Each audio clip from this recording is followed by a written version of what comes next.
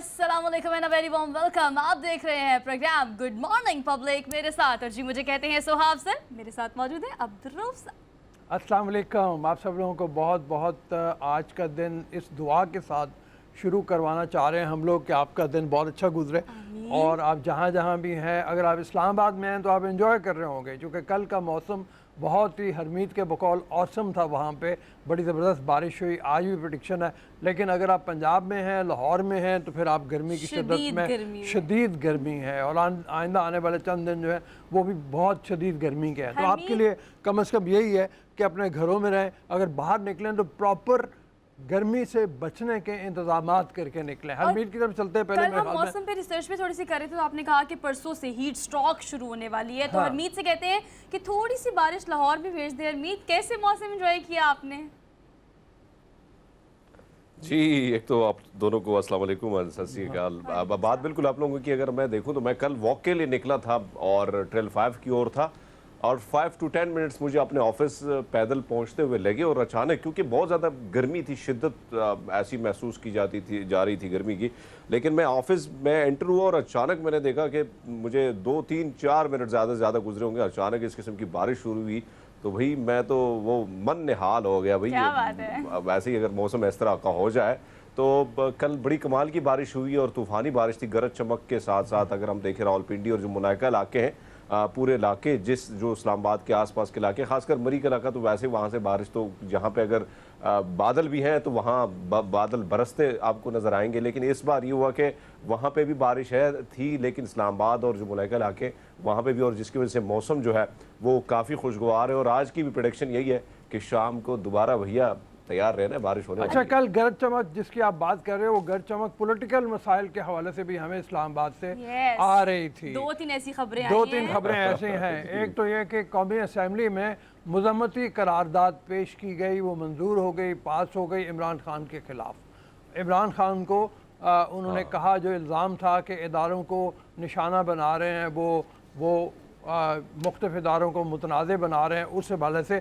एक मुतनाज़ उनके बयानात जो है। ब्लेम गेम है ना हमारे, जिसको हम कल भी डिस्कस कर रहे थे ऑफ द प्रोग्राम, कि ये जो ब्लेम गेम है और हम एक दूसरे को सर्टिफिकेट दे रहे हैं। आज की हमारी टॉप स्टोरी भी यही है कि हम बाकायदा तौर पर सर्टिफिकेट कर रहे हैं कि जी आप गद्दार हैं, आप गद्दार हैं, आप गद्दार हैं। और ये एक ऐसा लफ्ज़ है जो कि आजकल हमारी सियासत में ज़्यादा देखा जा रहा है। मौसम तो इस्लामाबाद का, शहर इक़्तिदार का बहुत अच्छा है, लेकिन ये जो गर्मा गर्मी सियासत में देखी जा रही है, हरमीत, इस पर आप क्या देखते हैं, क्या सूरत हाल है? और ये जो ब्लेम गेम है, जो गवर्नमेंट में होता है उसका स्टैंस और होता है, जो गवर्नमेंट से चला जाता है उसका स्टैंस इमीडिएटली चेंज हो जाता है। So what's going on?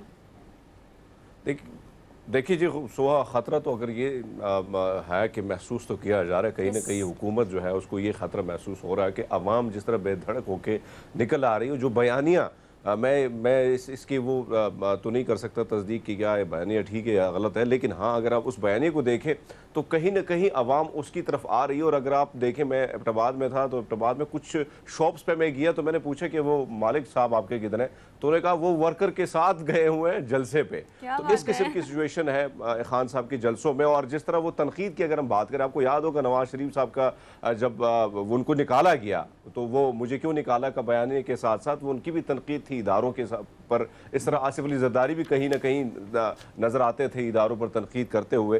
अब हम देख रहे हैं कि यहाँ पे पार्लियामेंट, हाँ, कल जिस तरह कौमी असम्बली में मुज़म्मती करारदाद जो है पेश की गई, लेकिन मैं हैरान हूँ कि माजी ये सियासतदान कैसे पलटा खा के भूल जाते हैं कि कभी ये भी वहाँ खड़े थे और वहाँ पे इनके बयानात हुआ करते थे, जब आज कोई और कर रहा है। खान साहब पर जिस तरह ये बात कर रहे हैं, तो कहीं ना कहीं ये चीज़ हलचल हमें नजर आ रही है। जी, इसमें हरमीत ये भी है कि जैसे ये जो कल बात हुई है, वहाँ पे प्राइम मिनिस्टर ने कहा कि जो जहर उगला इस वक्त इदारों के खिलाफ, वो पाकिस्तान को मज़ीद तकसीम कर देगा।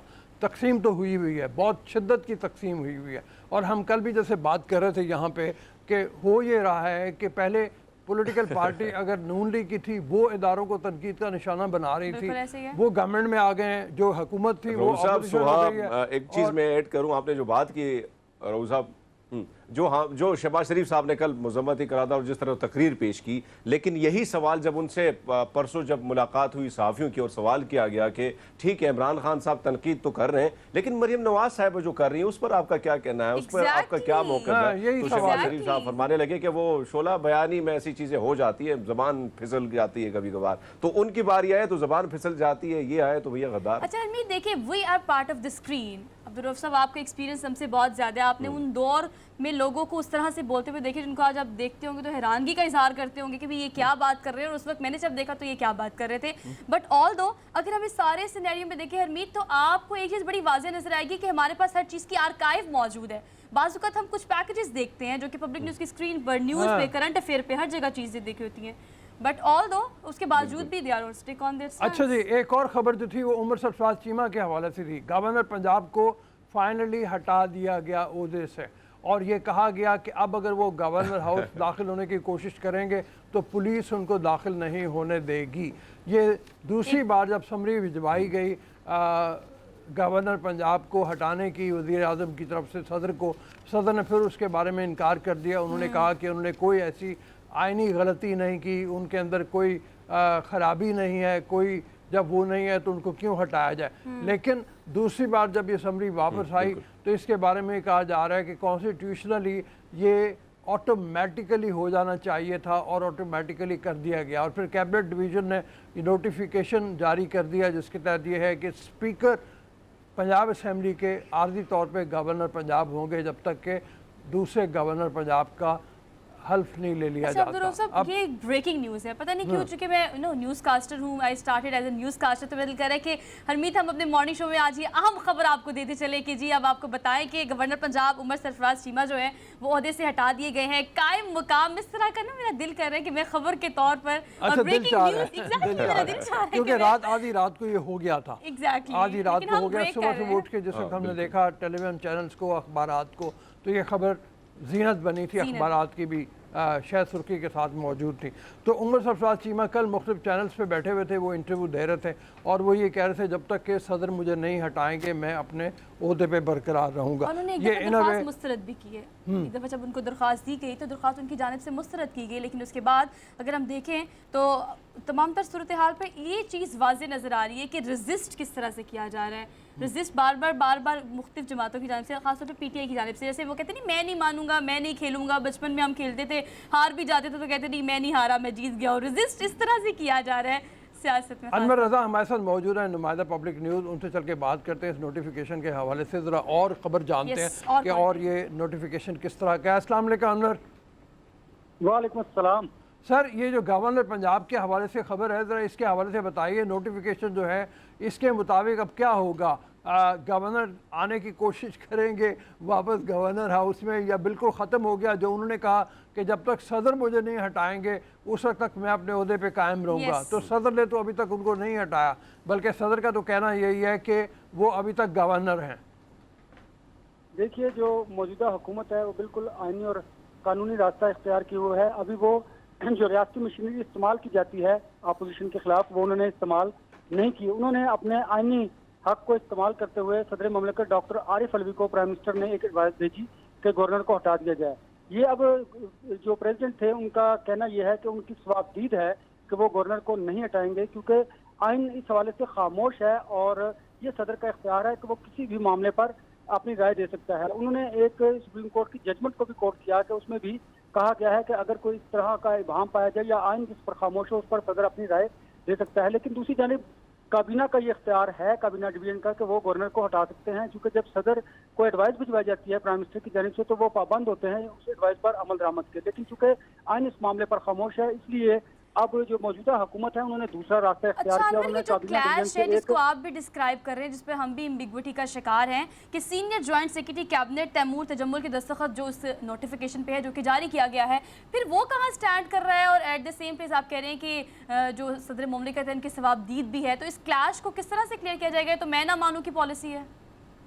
नहीं, ये सदर मुमलिकत आज खुद ये कह रहे हैं कि उनकी सवाबदीद है कि वो किसी भी मामले पर अपनी जो राय है वो इम्पोज कर सकते हैं। लेकिन जो मौजूदा हुकूमत है उन्होंने काबीना डिवीजन के जरिए गवर्नर को हटाने की बाज़ाब्ता नोटिफिकेशन जारी किया। उस नोटिफिकेशन के बाद जो स्पीकर पंजाब असम्बली हैं वो अब गवर्नर कायम मकाम गवर्नर बन चुके हैं, और जब तक नए गवर्नर मुंतखब नहीं होते, उनको नामजद नहीं किया जाता, उस वक्त तक वो जिम्मेदारियां संभालेंगे। ये आईनी और कानूनी बात है। जहां तक आपने बात की थी कि उमर सरफराज चीमा के वो गवर्नर हाउस आएंगे, डेफिनेटली वो गवर्नर हाउस नहीं आएंगे, क्योंकि उन्हें पता है कि गवर्नर हाउस की जो सिक्योरिटी है वो खासी सख्त कर दी गई है, और उनसे जो सिक्योरिटी उनको अमला दिया गया था वो भी उनसे वापस ले लिया गया है। अब वो गवर्नर हाउस नहीं आएंगे, क्योंकि आपने देखा जब हमजा शहबाज की वजारत आला उन्होंने ओहदे का जब उन्होंने मनसब वो संभाला, तो उस वक्त जो तकरीब हुई थी, उस वक्त भी पाकिस्तान तहरीक इंसाफ वहां पर लोगों को जमा कर सकती थी, लेकिन उन्होंने ऐसा नहीं किया। उन्हें अंदाजा था कि अब क्योंकि वो आखिरी हद तक जाना चाहते थे, अगर अब उन्होंने इस तरह का कोई एक्ट करने की कोशिश की तो उन्हें पता है कि फिर ये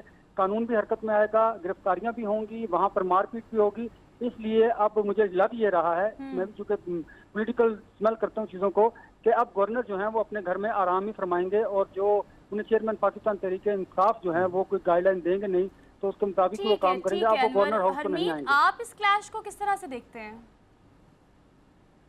जी बिल्कुल, अगर हम देखें तो इसमें कोई शक नहीं है कि इससे कबल जो है जिस तरह उन्होंने एक टफ टाइम दिया, नून लीग को टफ टाइम दिया, और कोशिश यही थी कि किसी न किसी तरीके से जो है इनको इसी तरह रखा जाए, रोका जाए, और हमने वो उस चीज़ में उनको कामयाबी कहीं ना कहीं मिली भी। लेकिन अनवर रज़ा साहब, आपसे पूछना चाहूँगा कि बलीगुर रहमान साहब को जो है वो नामजद कर दिया गया पंजाब के लिए, क्या कहेंगे, कितनी मुद्दत में इनकी तैनाती हो जाएगी? इससे परवेज़ इलाही का आपने जिक्र किया, वही तो गवर्नर पंजाब होंगे, लेकिन क्या वो भी इसी तरह टफ टाइम देने को तैयार हैं जिस तरह हमने देखा कि चीमा साहब जिस तरह देते रहे नून लीग को टफ टाइम? हरमीत, ये जो गवर्नर पंजाब कायम मकाम गवर्नर पंजाब हैं परवेज़ इलाही साहब, तो परवेज़ इलाही साहब आईनी और कानूनी तौर पर उनके पास जो इख्तियारात हैं वो इस तरह तो नहीं है कि वो नए गवर्नर की तैनाती को रोक सकते हैं। मैं अलबत्ता ये मुझे समझ आ रही है कि ये जो एक्ट किया जा रहा है सदर ममलिकत डॉक्टर आरिफ अलवी और गवर्नर पंजाब जो साबिक हैं सरफराज चीमा, उनकी जानिब से सिर्फ जो चाह ये रहे थे कि जो मुस्लिम लीग नून है बलीगुर रहमान के मामले पर वो अदालत में जाएं, फिर वो टाइम गेन करना चाहते हैं और रेडिक्यूल करना चाहते हैं इस सारे मामले को, वो पोलिटिसाइज करना चाहते हैं, क्योंकि उन्हें पता है कि जितना वो मामले को लिंगर ऑन करेंगे उतनी देर में साबिक जो वज़ीर-ए-आज़म इमरान खान है उन्होंने कॉल भी देनी है इस्लामाबाद में आने की, तो वो कोशिश कर रहे हैं कि हर तरफ से, चारों तरफ से जो मौजूदा हुकूमत है, वो पंजाब की हुकूमत हो या फेडरल की गवर्नमेंट हो, उनको टफ टाइम दिया जाए। तो मैं समझता हूँ कि ये एक्ट उन्हें इसलिए किया कि अब उन्हें चूंकि परवेज़ इलाही फिर वो भी इसमें रखना डालने की कोशिश करेंगे, तो ये मामला जाएगा अदालत की तरफ। जब अदालत की तरफ जाएगा तो डेफिनेटली जो पाकिस्तान तहरीक इंसाफ चाह रही है कि उन्हें टाइम मिल जाए, टाइम गेन कर लिया जाए, वो टाइम गेन करने की कोशिश कर रहे हैं। अलबत्ता परवेज़ इलाही साहब के पास आईनी और कानूनी कोई ऐसा इख्तियार नहीं कि वो नए गवर्नर जो हैं उनकी तैनाती को किसी तरह रोक सके। वो लिंगर ऑन जरूर कर सकेंगे, टाइम गेन कर सकेंगे, वो भी अदालत जाएंगे। ये जो मौजूदा हुकूमत है इस मामले पर फेडरल गवर्नमेंट जो है वो अदालत भी जा सकती है, लेकिन वो चाह ये रहा है कि किसी तरह से कोई मैस क्रिएट किया जाए पंजाब में भी, ताकि कोई अनरेस्ट हो तो कोई पॉलिटिकल हाइप मिले इन्हें। वो ये चाह रहे हैं कि आप बड़ी मेहरबानी, बहुत शुक्रिया, थैंक यू, काफ़ी तफसील से बात हो गई। अच्छा, इस अनरेस्ट का एक बहुत बुरा असर जो है वो पड़ रहा है हमारी स्टॉक एक्सचेंज के ऊपर, और कल तकरीबन 222 अरब रुपए डूब गए स्टॉक एक्सचेंज में सरमायाकारों के। बहुत बुरे तरीके से इंडेक्स गिरा और कल बहुत तनज़ुली का शिकार हुआ, बहुत गिरावट आई। डॉलर 1 रुपये और कुछ पैसे और बढ़ गया, और रुपए की जो वैल्यू है उसमें तनज़ुली आई है। इसके बारे में यही कहा जा रहा है, पॉलिटिकल अनसर्टेनिटी है। IMF की तरफ से जो पैकेज है वो अभी तक उसमें तातुल का शिकार है, और जो UAE और सऊदी अरब की तरफ हम देख रहे थे कि इमदाद को हमारे आएंगे, उसके बारे में भी है कि वो इमदाद अभी नहीं पहुंची। इसके बहुत बुरे असरात हैं जो आइंदा आने वाले दिनों में और बुरे तरीके से हमारे सामने आएंगे। तो ये तमाम हमारी तो पॉलिटिकल पार्टी से यही इस्तदा है कि इस अनसर्टेनिटी को ख़त्म किया जाए, इस डिवाइड को ख़त्म किया जाए, इस शिद्दत के साथ एक दूसरे को आप लान तान का शिकार ना बनाएं, इस शिद्दत के साथ आपस में राइवलरी को आगे ना बढ़ाएं कि मुल्क दाव पे लग जाए। और मुल्क में ऑलरेडी जो मेस्ट अनवर साहब जो डिस्क्राइब करने की कोशिश कर रहे थे कि इतना मेस क्रिएट करने की कोशिश की जा रही है, भाई things are already messed up. जितना हम देख सकते हैं दूर तक हमें यही नज़र आता है कि जहाँ पर हमने हुकूमत को गिरते हुए देखा, अब जो नई हुकूमत आई है उनके लिए चैलेंज ये है। कल भी हमारे साथ ब्यूरो चीफ बैठे हुए थे, हमने इस चीज़ को डिटेल में डिस्कस करने की कोशिश की है कि बहुत बड़े चैलेंजेस है, वक्त बहुत कम है, लेकिन उसके बावजूद भी पॉलिटिकल पार्टीज अपने अरूज पर अपने बयानियों को लेकर उस तरह से ही आगे बढ़ रही हैं। टॉप स्टोरी की अगर हम बात करें आज के प्रोग्राम में, तो आसिफ अली जरदारी जो है उनका बयान ये सामने आया कि एक बार फिर से इमरान खान पे ही हम कहते हैं कि उन्होंने मुल्क को दो लख्त करने के इस नहज पर पहुंचा दिया है। और ये जो गद्दारी का सर्टिफिकेट, कल भी हम इस चीज़ को डिस्कस कर रहे थे प्रोग्राम के बगैर कि हम आपको क्या लगता है अब्दुल रऊफ साहब, हम जो आराम से कह देते हैं कि तुम गद्दार हो, तुम गद्दार हो, ये सर्टिफिकेट हम बांट रहे हैं, हमें किसने की राइट दी है कि हम इस तरह के काम? बिल्कुल ठीक है, ये गलत तरीक़ेकार है। आगे की भी टॉप स्टोरीज कर लें, फिर हम एक ही दफ़ा आगे अपने मतलब वो चलेंगे। आज बाकी टॉप क्या है स्टोरीज में और हम अगर देखें तो एक इस्लामाबाद से दोबारा से हरमीत आपके पास आकर घूम फिर के फिर हम लाहौर अपने स्टूडियो में आ जाते हैं। गोल्डन मैन को हमने बड़ा देखा सोशल मीडिया पे और लोगों ने बड़ा पसंद किया, बड़ा सराहा कि ये हम इसे नहीं कह सकते कि वो मांग रहा है, वो मेहनत करके अपने आर्ट को बेच के अपने लोगों को एंटरटेन करके लोगों को अम्यूज़ करके जो है ना वो अपने पैसा कमा रहा है। जो कमा रहा है वो उसे लगता है कि हलाल और मेहनत करके।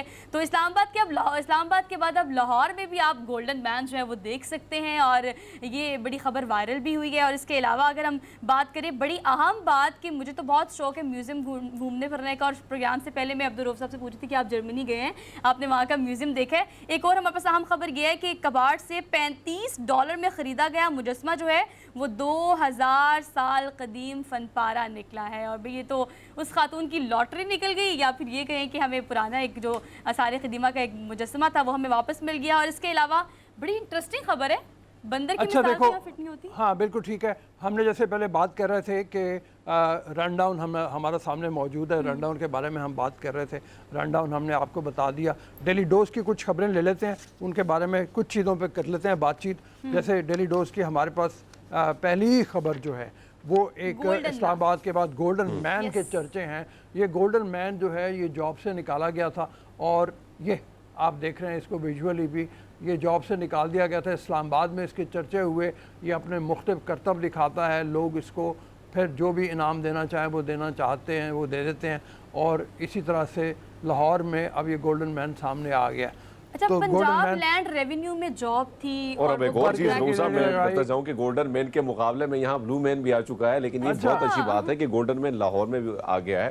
तो मुकाबला बड़ा टफ है भाई, blue man, golden man, silver man, और इस्लामाबाद में तो 3 अब इकट्ठे हो रहे हैं। लेकिन अब लाहौर की बात है कि वहाँ जो जिस तरह सोहा कह रही है कि भाई करतब से वो बहुतों के दिल जीतेंगे, तो कमाल है भाई। गोल्डन मैन के साथ अब देखो ना, अभी तो वो कभी किसी ज़माने में स्पाइडर मैन बन के वो जोकर फिर रहे होते थे, जैसे वो फिल्मों में है सुपरमैन बन के आ रहे होते थे। अब ये गोल्डन मैन के चर्चे हैं। तो अच्छा, ये आपने एक मूवी देखी है हरमीत, आपने देखी है चल मेरा पुत्र 2 मूवी? उसमें आपने देखा है इफ्तिखार ठाकुर ने बड़ा जबरदस्त गोल्डन मैन का किरदार अदा किया है। सो मैं जब इस खबर को पढ़ी थी तो I just recall that moments. तो वो बड़ा जबरदस्त कैरेक्टर है, और इसको वो तो मतलब वहाँ पे यही डिपिक्ट करने की कोशिश की है। हालांकि सोहा जाहिर बात है कि बहुत बंद सवर के जब ये आते हैं और अपने करतब दिखाते हैं तो बहुत अच्छा भी लगता है, लेकिन कहीं ना कहीं सेट स्टोरी को छुपा के आना एक मुश्किल होता है। क्योंकि ये जो गोल्डन मैन इस्लामाबाद का, इसका मैंने इंटरव्यू भी किया था, तो बहुत मुश्किल सी स्टोरी है, बहुत टफ सी स्टोरी इनकी भी बेचारे की, और बड़ी सैड स्टोरी है। लेकिन वो जाहिर बात है पैसे के लिए पेट जो है, भूखा पेट जो है, फिर उसके लिए बहुत कुछ करना पड़ता है, और वही आपको कुछ ना कुछ दिखाना पड़ता है, कुछ ना कुछ ऐसी चीज़ें करनी पड़ती है जिसकी वजह से कुछ पैसा जो है आपकी जेब में आए। तो यकीनन आपकी बात दुरुस्त है कि इफ्तिखार ठाकुर साहब जिस तरह वो उस फिल्म में रोल निभाते हैं और जिस मुश्किलों से, जिन मसाइल का उनको सामना होता है, वो आपने भी शायद वो फिल्म देखी और इन्जॉय भी की होगी। अच्छा जी, हमारा अगली खबर जो है हमारे पास वो कबाड़ से $35 में ख़रीदा गया मुजस्मा 2000 साल कदीम फन पारा निकला। ये स्टैचू जो है इसके बारे में चंद दिन पहले भी मैंने पढ़ा था सोशल मीडिया के ऊपर, उसके बड़े चर्चे हुए हुए हैं। ये एक नेरो जो जर्मन कह रहा हूँ रोमन सिपा सलार था, और उसका मुजस्मा है। ये एक खातून ने एक कबाड़ खाने से $35 में ख़रीदा। उसको नहीं मालूम था कि कितना कीमती, कितना ज़्यादा अहम ये मुजस्मा जो है ये वो ख़रीद लिया है उसने। लेकिन जब इसकी तस्वीरें वायरल हुई, ये पहुंची जर्मनी में, कौन से म्यूज़ियम में? आपका जर्मनी का जो म्यूजियम है उसके कैटलॉग में ऑलरेडी ये मुजस्मा मौजूद था। सेकेंड वर्ल्ड वॉर में आपका जो एक सिपाही है वो इसे वहाँ से उठा कर ले गया था, और घूमता घुमाता हुआ ये उस खातून खाना के पास पहुंचा। वो कह रहे हैं कि हाँ, वो खातून के पास पहुंचा, और उसके बारे में ये कहा जा रहा है इसका पहला हक जो है वो जर्मनी ही है। वहाँ पे मैं तो गया हूँ जर्मनी में, बहुत से म्यूजियम्स मैंने देखे, मैं बल्कि वो हिटलर का म्यूजियम भी देखा हुआ है हमने, जहाँ पे उसकी चीज़ें रखी हैं, बाकियात रखी हुई हैं। वो अभी तक वो जो मैं बल्कि एक बात बताऊं कि वो जहाँ उसका म्यूज़ियम है वो वहाँ पे ऊपर बिल्डिंग के ऊपर एक जगह बनी हुई है जहाँ पे वो पैर उसके रखने की जगह है सही। और वो पैर रख के सामने मैदान में खड़ा जिस वक्त वो तकरीर किया करता था, वो उसके बारे में कहते हैं कि ओरेटर बड़ा ज़बरदस्त था, बहुत शानदार तकरीरें किया करता था। तो वो खुला मैदान है, वो मैदान उसी तरह मौजूद है। तो उन पैरों के ऊपर वो जो निशान है वहाँ पैर रख के मैंने खड़े होकर सामने इमेजिन करने की कोशिश की कि ये क्या फीलिंग होती होगी क्या जिस बात वक्त है। लेकिन मेरे ख्याल से वो जो हिटलर वाली फील है हिटलर वो बन के लेकर क्या आपने फीलिंग कैसा आती है? महसूस हिटलर किया बन होगा के क्या फिर उसका? फीलिंग आती है जी।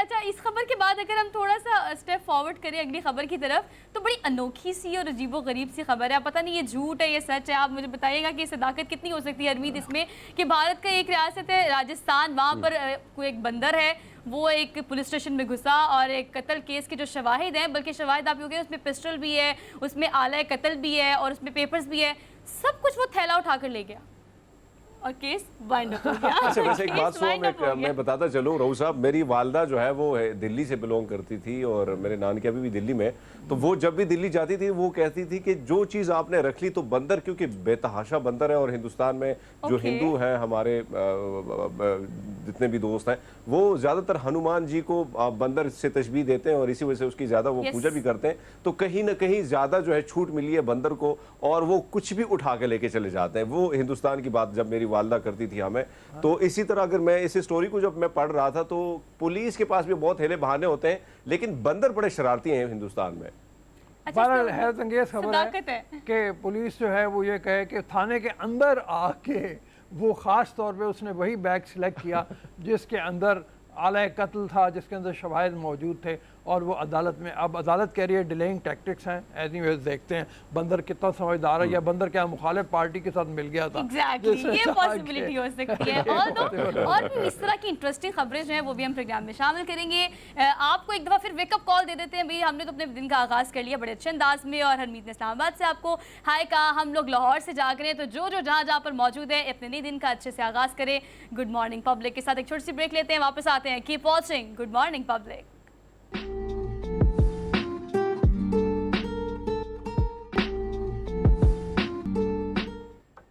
जी welcome to the show after the break. इस वक्त जो हम पहले भी बात कर रहे थे कि दोनों पॉलिटिकल बड़ी जो राइवलरीज हुई हैं, एक तरफ इमरान खान है, दूसरी तरफ पीडीएम की पार्टीज हैं, अपोजिशन की पार्टीज पहले थी, इसमें पीपल्स पार्टी भी शामिल होगी। बहरहाल वो अब हुकूमत में है और हुकूमत और अपोजिशन दोनों एक दूसरे के ऊपर शदीद इल्ज़ाम लगा रहे हैं और दोनों एक दूसरे को मीर जाफ़र मीर सादिक कह रहे हैं। गद्दारी के इल्ज़ाम लग रहे हैं और कल मुज़म्मती करारदाद जैसे हमने पहले कहा कौमी असम्बली में पेश हुई, वो पास भी हो गई, मंजूर भी हो गई इमरान खान के ख़िलाफ़। ये इतनी शिद्दत क्यों है, इतने ज़्यादा गद्दारी के इल्ज़ाम क्यों लग रहे हैं और इसका नतीजा क्या निकलेगा, ये भयानक है। मुझे तो लगता है कि इतना ज़्यादा मुल्क को आपस में तफरीक कर दिया गया है, इतना ज़्यादा राइवली कर दी गई है कि ये मुल्क के लिए अच्छा नहीं है, मेंटालिटी के लिए, लोगों के लिए, जहन के लिए, लोगों की जहन साजी के लिए ये अच्छा नहीं है। और ये मकबूल जान senior column writer, philosopher, writer हमारे साथ मौजूद हैं, एंकर हैं और बहुत कुछ है। तो वो हमारे साथ मौजूद हैं, उनसे चल के बात करते हैं। सर ओरिया साहब, ज़रा आपकी सोच क्या कहती है, ये जो इतना ज़्यादा टेंशन क्रिएट कर दी है, दोनों राइवल्स हैं और इतना ज़्यादा मुल्क को ले गए उस तरह के, हम बात कर रहे थे कि इसका मईशत के ऊपर तो बहुत बुरा असर पड़ रहा है। कल स्टॉक मार्केट गिर गई, डॉलर ऊपर चलता चला जा रहा है और जो आम जहनों के अंदर है वो तफरीक आपको पता ही है जिस तरह की है, ये कहाँ जाएगा मुल्क? देखें मैंने अपनी ज़िंदगी में, मेरी 66 साल उम्र हो गई है और मैं तकरीबन 10-12 साल की उम्र में ही सियासी दिलचस्पी रखता था। मैंने इस तरह की पोलराइजेशन और तकसीम कभी नहीं देखी। राहुल साहब, ये तीसरी दफ़ा है कि ये मुल्क पोलराइज हो रहा है। पहली दफ़ा पोलराइज हुआ था 10 जनवरी 1966 को, जब ताशकंद का वायदा किया था अयूब खान ने लाल बहादुर शास्त्री के साथ। तो उसके बाद जुल्फ़िकार अली भुट्टो ने आहिस्ता आहिस्ता बातें करनी शुरू की, लेकिन एक अपोजिशन बहुत मजबूत जैसे पीडीएम में मौजूद थी उस वक्त, जिसमें मुमताज दौलताना भी थे, जिसमें वली खान भी थे, जिसमें मुफ्ती महमूद भी थे, जिसमें शेख मुजीबुर रहमान जैसा आदमी भी मौजूद था, ख्वाजा नाज़मुद्दीन भी थे। लेकिन भुट्टो ने अगस्त में आके कहा कि अयूब खान ने गद्दारी की है और उसने जीती हुई जंग ताशकंद में हार ली है। मुझे याद है अच्छी तरह 16 अगस्त को वो इस्तीफा देके पिंडी से ट्रेन पे रवाना हुए थे और मैंने गुजरात में उनको देखा था, लेकिन लाहौर पहुंचते पहुंचते वो इस मुल्क के यक्का और तनहा लीडर बन चुके हुए थे और सारी अपोजिशन पार्टियां 8-10 साल के अंदर बिल्कुल जो जद्दोजहद करती थी वो पीछे रह गई थी। और भुट्टो साहब ने इस सारी की सारी उसको इस हद तक लेके गए थे रिफ्ट को, क्योंकि लीडरशिप बहुत बड़ी थी, बहुत बड़ा बोलते थे, लोग उनको दिल से पसंद करते थे। यही वजह है कि अटक से लेके आप रेमजार खान तक सिर्फ 2 लोग थे जो फ्यूडल पुराने जीते थे, एक आप सरदार शौकत याद और दूसरे मुमताज दौलताना, और चौधरी ज़ौहरलाई भी इसलिए जीत गए थे कि मुकाबले में पीपल पार्टी का कैंडिडेट नहीं था। ये सूरत हाल थी, रिफ्ट जो थी उसने पूरे मुल्क को पीपल पार्टी और एंटी पीपल पार्टी वोट में तकसीम कर दिया। उस दौरान आपको अंदाजा होगा कि एक केस चला था सुप्रीम कोर्ट के अंदर और वो था गद्दारी का केस नेशनल अवामी पार्टी के खिलाफ। आपको याद होगा इराक का असला बरामद हुआ था इराक से और सफारत खाने से, और अकबर बुगटी साहब लंदन प्लान लेके आए थे और पहली दफा पाकिस्तान की तारीख में सुप्रीम कोर्ट ने किसी पॉलिटिकल पार्टी को गद्दार कहकर उसको खत्म किया था। लेकिन 6-7 साल के बाद बैन लगा दिया था, हैदराबाद केस चला था। तारीख कहती है कि ये रिफ्ट इतनी बड़ी थी कि 1977 में जब इलेक्शन हुए हैं, दूसरी दफा ये हुआ था, 7 मार्च को इलेक्शन थे, इलेक्शन वाले दिन उन्होंने कहा धांधली हो गई है और उन्होंने कहा बाइकाट कर दो। 11 मार्च को सूबाई असेंबली के इलेक्शन थे, हू का आलम तारी था, कोई बंदा नहीं गया था। ये दूसरी रिफ्ट शुरू हुई और उस रिफ्ट का नतीजा क्या निकला, मुल्क में अनारकी फैली, 4 महीने तक खून की नदियां बहती रही। यही लाहौर शहर था, रतन सैनमे का वाकया, 9 अप्रैल का असेंबली का वाकया और 6 जुलाई को ज़ियाउल हक आ गए और फिर मुल्क एक और 10-11 साल तक एक ऐसी जिसे कहते हैं ना कि वो उसको भी तबाह बर्बाद कर दिया गया, ना पुरानी वैल्यूज का तस्वर रहा। ये साहब मुझे बड़ी तकलीफ है, ये 3री दफा हुआ है। बिल्कुल 3 दफा इसलिए हो गया हुआ है कि कार्ड उसी तरह का इस्तेमाल हुआ है। पहला कार्ड भी ये था, बेच दिया। दूसरा कार्ड भी ये था कि भुट्टो साहब जो थे उस पर इल्जाम लगा था कि इन्होंने बांग्लादेश बनाया, ये किया। ये सारी पार्टियां ये जितनी भी उस वक्त थी पीएनए के अंदर, ये सारी यही कहती थी और कौम कहती थी। और फिर निज़ाम मुस्तफा का नारा जिसमें कोई मुखलस भी नहीं था, जिसमें किसी के अंदर खिला, और उस नारे को देखे कैच किसने किया, ज़ियाउल हक ने कैच किया। उसने ना इस्लाम नाफज किया और ना उसने जमहूरियत नाफज की और ना उसने डिक्टेटरशिप ढंग की नाफज की, कुछ नहीं किया। यही आज सूरत हाल है, लोग सुनना पसंद नहीं करते। रोज़ साहब, ये व्हाट्सएप में 8-10 ग्रुप थे, 5 ग्रुपों से मैं गुज़िश्ता 2-3 दिन से मेरे जैसा बंदा जो काफी बर्दाश्त कर लेता है, समझता हूँ 66 साल की उम्र में बर्दाश्त है, वो आउट हो गया है कि लोग सुनना ही पसंद नहीं करते। लोग बराह रास्त आप पे अटैक कर देते हैं, लोग कहते हैं आप उसके बंदे हो, आप इसके बंदे हो। ये वो हालत है कि जिस हालत के अंदर आप देखें कि बहुत बुरी सूरत हाल बन गई। अब कोई सुनने को तैयार। मैं भी इमरान खान साहब से पिछले दिनों मिला था, 1-सवा घंटा 1-on-1 मुलाकात रही। उनके अंदर जो गुस्सा है, उनके अंदर जो जज्बातियत है, वो एकदम मुठ्ठियां भींचते थे, कभी यूं खड़े हो जाते थे, कभी यूं बैठ जाते थे, कुर्सी पे हिलते रहते थे। और इसी तरह की सूरत हाल दूसरी तरफ है। दूसरी तरफ लोगों से मिला हूं, वो भी ये सूरत हाल कहते हैं। बड़े बड़े 2-3 अहम तरीन जिम्मेदार लोगों से मिला हूं जो वाकई मैटर करते हैं, वो भी कहते हैं कि इस फिजा के अंदर हम ना लीडर को समझा सकते हैं ना अवाम को समझा सकते हैं। और होगा क्या, सुनने को कोई तैयार नहीं।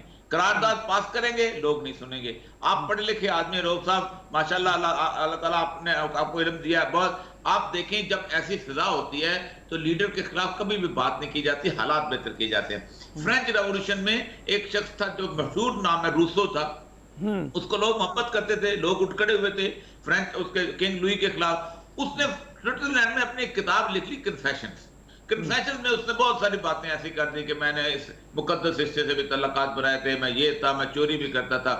जब वो किताब फ्रांस में आई तो लोग कहते थे कि ये किंग लुई ने खुद लिख के छुपाई है। लोग यकीन नहीं करते थे कि रूसो की किताब हो सकती है, हालांकि वाकई उसकी रूसो की किताब। अभी आप इस वक्त अगर किसी लीडर के खिलाफ बात करेंगे, लोग उसको उल्टा लेंगे, लोग कहेंगे ये है वो। आप देख लें, आपकी ये ट्विटर देख लें, आपका यूट्यूब चैनल देख लें, बाकी चीजें देख लें। अब ये लोगों की नुमाइंदगी, लोग कहते हैं जी ट्विटर, गलत बात है भाई। 2-2 मिलियन किस्म की हिट्स होती हैं, ये कहाँ से होती हैं? ये आम आदमी है, नजर आता है आम आदमी है। अभी पिछले दिनों हमने उस वाक्य को बहुत ज्यादा मजहबी रंग देने की कोशिश की, हालांकि मैं खुद एक मजहबी आदमी हूँ, कि मस्जिद नबी वाला वाक्य ये प्लान है, फलां है, वो भाई सबसे बड़ी बात है उसको असेस करो। एक आदमी जो 4-5 लाख रुपए यहाँ से खर्च करके गया हुआ है, आखिरी अशरे में वहां पर पहुंचा हुआ है और वहां इबादत करने गया हुआ है, तुमने रिफ्ट कितनी तेज कर दी हुई है कि उसको वो अपना इबादत भूल गई है वहां पर, और एक अब्रप्ट सिचुएशन थी, आपने फिर उसको यहां लाने की कोशिश की, हाथ बांधे। मैंने कहा हमने जिंदगी भर ना मुझसे रिसालत की बात की है, ये बहुत सेंसिटिव इशू है, इसको ना लो, लेकिन फिर अल्लाह ताला ने थोड़ी सी होश दी उसको थोड़ा सा, लेकिन अभी भी जिसे कहते हैं सिमरिंग। अच्छा, और ये कहिएगा कि तमाम तर पर्सपेक्टिव में अगर आप देखते हैं, आपने कहा कि दोनों पार्टीज के लीडरान से आप मिले, दोनों जगह तजब्जुब भी पाया जा रहा है, अनसर्टेनिटी भी आप देख रहे हैं, बेचैनी का आलम भी आपने देखा, लेकिन और दो किस तरह से ये चीज़ें आम आवाम में इंडल्ज की जाती है? जैसे कि आपने कहा कि वहाँ पे अपनी इबादत को भूल के आप चोर चोर के नारे लगा रहे हैं, उस तरह से मुझे क्यों निकाला का नारा भी इस तरह से लगा, और अब गद्दारी का ना, जिस पर हम बेसिकली बात कर रहे हैं कि एक दूसरे को गद्दारी का सर्टिफिकेट भी दे रहे हैं, और प्लस फिर हम आम आवाम में भी ये चीज़ इंडल्ज कर रहे हैं कि हमने ये बयानिया आम आवाम तक पहुंचा दिया कि ये गद्दार है, आप इसे गद्दार कहें, ये गद्दार नहीं है, आप इसे गद्दार नहीं कह सकते। देखें, एक जमाना था कि जब गद्दारी का सर्टिफिकेट देना ना देना एक अखबार के हाथ में होता था। रोज साहब उस अखबार के एडिटर को जानते हैं, अल्लाह बख्शे फौत हो गए, वो जिसको गद्दार कहते थे वो गद्दार हो जाता था। जी बिल्कुल बिल्कुल। अब सूरत हाल ये है कि ना हुकूमत के पास रह गया गद्दारी का सर्टिफिकेट देना, ना टीवी चैनल के पास रह गया, ना अखबार के पास रह गया। किसके पास? यहाँ एक बंदा उठता है, अपनी एक शानदार पोस्ट बनाता है और वो पोस्ट बना के साथ एडिटेड किस्म की चीजें लगाता है और वो वायरल हो जाती है। कोई पूछने वाला नहीं है। और सबसे बड़ी बात यह है कि इसका कंट्रोल बिल्कुल खत्म हो चुका हुआ है। ये ऐसी चीज है कि जिसके अंदर सिर्फ लीडर जब तक काम नहीं होता, सुकून नहीं होता, ये आगे नहीं बढ़ता। अगर लीडर समझता है कि मेरी बुनियाद ही इसके ऊपर है, मैं इसी के ऊपर चलूंगा, सबने अपने अपने सेल भी बनाए हुए होते हैं और सेल के अंदर नफरत भी भेजी होती है। आप खुद सोचें, मैं मुताला किया मैंने पिछले दिनों इन सारी पोस्ट का, ये दोनों तरफ से जनरेट होती हैं, हमारे नौका दोनों तरफ से जनरेट होती हैं, दोनों तरफ में गालियां निकलती हैं और आपको उन गालियों का भी पता है कौन देगा, कहां से आएंगी, कैसे आएंगी। अब मसला यह है कि कोई उठ के, अब पहले एस्टैब्लिशमेंट होती थी, बीच में पड़ जाया करती थी, अब एस्टैब्लिशमेंट दीवार को लग चुकी है।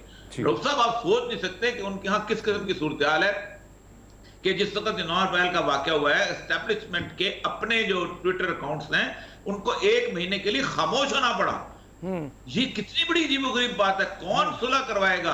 हम बलूचिस्तान में होते थे, बलूचिस्तान में वो कहते थे आम आदमी लड़ ले तो कोई मसला नहीं, सरदार सुलह करा देगा।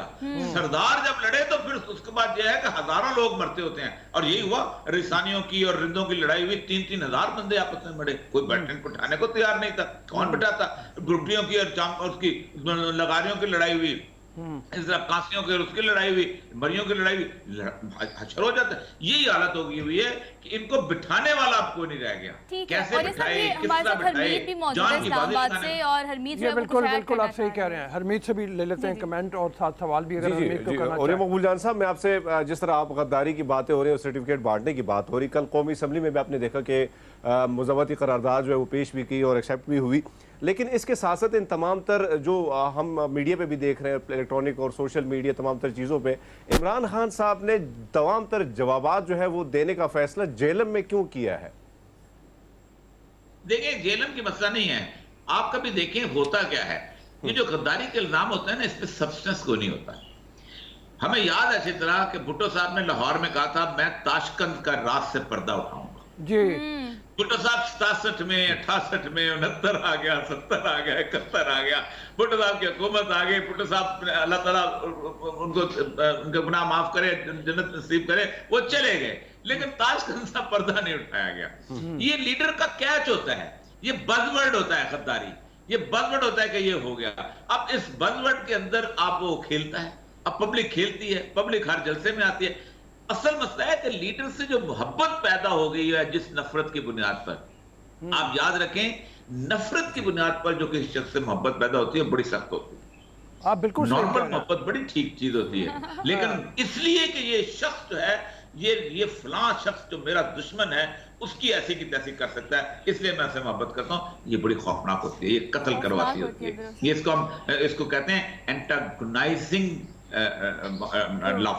एंटागोनाइजिंग लव जो है तारीख में बड़ा बहुत, ये हसन बिन सबा ने एसेसिन्स पैदा किए थे इसी बुनियाद के, लोगों को मरवाया करता था।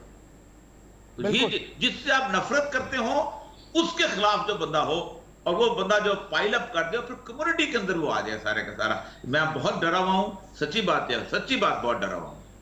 हाँ नहीं, आप सही कह रहे हैं। हम लोग खुद भी, हर आदमी जो थोड़ा बहुत पढ़ता लिखता है, हमारी तरह थोड़ा बहुत सोचता है, वो डरा हुआ है और उसकी समझ में नहीं आ रहा कि इसका हल क्या निकलेगा। कोई आपकी समझ में आता है हल क्या निकलेगा? मतलब कोई हल करने वाला है भी? जब आप ये कह रहे हैं कि इवन इस्टेब्लिशमेंट जो सुलह सफाई दोनों के दरमियान करवाने के लिए हो सकती है, वो भी पीछे हट गई है, तो फिर आगे कौन आएगा और किसको आगे आना चाहिए? देखिए, नासिर काज़मी का एक शेर बड़ा अच्छा है, वो कहता है कि आंसू निकल पड़े तो मेरा दर्द घट गया, दरिया का जितना शोर था नहरों में बट गया। होता यह है कि आप किसी एक्टिविटी पे लगाते हैं, बेहतरीन एक्टिविटी ये है कि आप इलेक्शंस के अंदर लोगों को डाल दें, लोगों की एनर्जियां उस तरफ चले जाएं। कोई अपनी कॉन्स्टिट्यूएंसी में चला जाएगा, कोई अपने बंदों को ढूंढने लगेगा, कोई अपने सिंबल्स में आ जाएगा, कोई उसका अपना कैंपेन चलाने में चल जाएगा, सारा जो शोर है ना जी वो बट जाएगा। एनर्जी कहते हैं, एनर्जी पाइल अप होती है तो ब्रस्ट करती है। आपकी सारी की सारी जो नफ्सियाती है साइंस है वो यही कहती है कि बॉडी के अंदर एनर्जी होती है, वो अगर पाइलअप होती है निकलती नहीं रहती तो वो सेशन में भी आती है, वो पैरानोया में भी आती है, वो स्किज़ोफ्रेनिया में बन, यही पाकिस्तान एक पैरानोया में आ गया हुआ है। यहाँ लोगों की एनर्जी को डाइवर्ट करो। एक तो ये है कि किसी ना किसी तौर पे इलेक्शन अनाउंस कर दो, और दूसरा ये है कि कमीशन जितनी जल्दी बना के, बेशक खुफिया रखो, चलाओ सही उसको, साल एक चले, 6 महीने चले, कुछ करे, ये चलना चाहिए। आप, मैं बताऊं अपना रऊफ साहब, आपने जिस चीज को छुपाया है वो आपके गले की हड्डी बनी है। आपने महमूद अरमान कमीशन बनाया, बांग्लादेश नया नया टूटा था, याया खान के साथ नफरत थी, भुट्टो साहब छाया कर देते, जर्नलों की बात मान गए, वो छाया नहीं हुआ, हर एक पे इल्जाम लगा, झूठ की फैक्ट्रियां बनती नहीं। हालत ये हुई कि इंडिया ने वो रिपोर्ट छापी। बिल्कुल, क्या मुंह रह गया? अगर तला साजिश केस आपने छुपाया, आपने कहा ये नहीं, आखिर में बांग्लादेश बना, मुजीबुर रहमान का साथी असेंबली में बोला कि अगर तले साजिश केस हमारा ठीक है। ये अपने असाम बिन लादेन वाला छुपाया हुआ, आज तक बातें चलती हैं, क्या हो गया? आपने मिसिंग पर्सन का, जहां आप छुपाएंगे, जहां आप उसको मट्टी डालेंगे, होता यह है कि गटर के ऊपर ढक्कन रख के आप चूना डाल लेते हैं, आप समझते हैं बदबू नहीं आती, लेकिन गटर एकदम फट जाता है बहुत सारा। इसका एक दफा एक कमीशन, दो हालत, कमीशन बना दें, चलता रहे और कंसेंसस को। आज इमरान खान राजी है जजों पे, कल वो जजों पे ना राजी हो तो क्या होगा? आज तो राजी है, आज तो वो कह रहे हैं। अब देख ना, उसने 4 हलकों का खोलने का कहा था, जब कमीशन बना, कमीशन से हवा निकल गई ना, खत्म हो गई बात। हाँ, सुप्रीम कोर्ट के फैसले के बाद कुछ ना रहा, सारी जज्बातियत खत्म हो गई, 35 पंक्चर खत्म हो गए।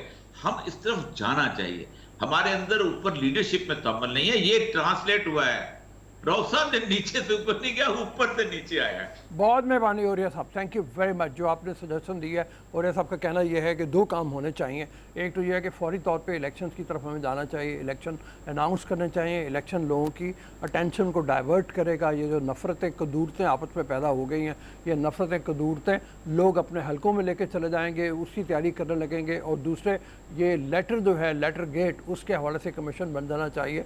कमीशन बन जाए और कोई ना कोई तहकीकात शुरू हो जाए, चाहे बेशक 1 साल तक चलती रहे, लेकिन लोग उस हवाले से भी मुतमईन हो जाएंगे। अच्छा, अभी एक छोटी सी ब्रेक से जो है ना, हमने आवाम को बताना तो होता है कि भी यहाँ पर ये चीज़ें चल रही है, लेकिन गुड मॉर्निंग प्रोग्राम जो है और गुड मॉर्निंग पब्लिक की इंटेंसिटी को देखते हुए कुछ अहम खबरें भी जो है वो हम ब्रेक के बाद शामिल करेंगे। कुछ खिलौनों को लेके और कुछ हम गेम्स की भी बात करेंगे, लेकिन एक छोटी सी ब्रेक लेनी है। वापस आते हैं, keep watching good morning public.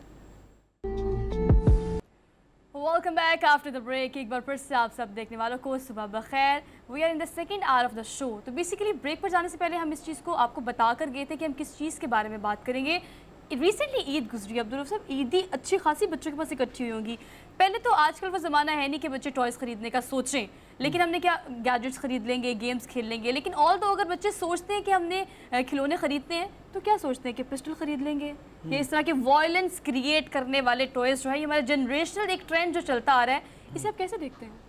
ठीक है, बात असल में ये है कि बच्चे, इनके बारे में कहा जाता है बच्चों के नफ्सियात के बारे में कि आपका जहन एक बिल्कुल क्लीन स्लेट की तरह होता है, बिल्कुल ऐसे ही है। और जो कुछ मुआशरा, जो कुछ चीज़ें आपके इर्द गिर्द की उसके ऊपर लिखती चली जाती हैं वो उसकी साइकी बनती है, उसका जहन साजी में बिल्कुल काम ऐसे ही है। आती है।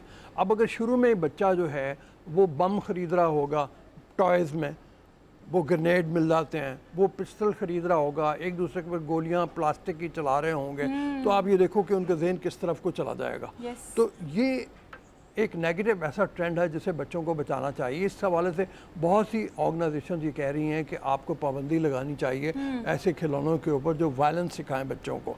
तो दूसरी गेम्स भी हैं लेकिन इनके बारे में ख़ास तौर पे मतलब ये है, हमारे साथ तहसीन है साउथ एशिया पार्टनरशिप के एग्जीक्यूटिव डायरेक्टर, उनसे हम चल के बात करेंगे। लेकिन हल्का सा कमेंट ज़रा हरमीत का भी ले लें।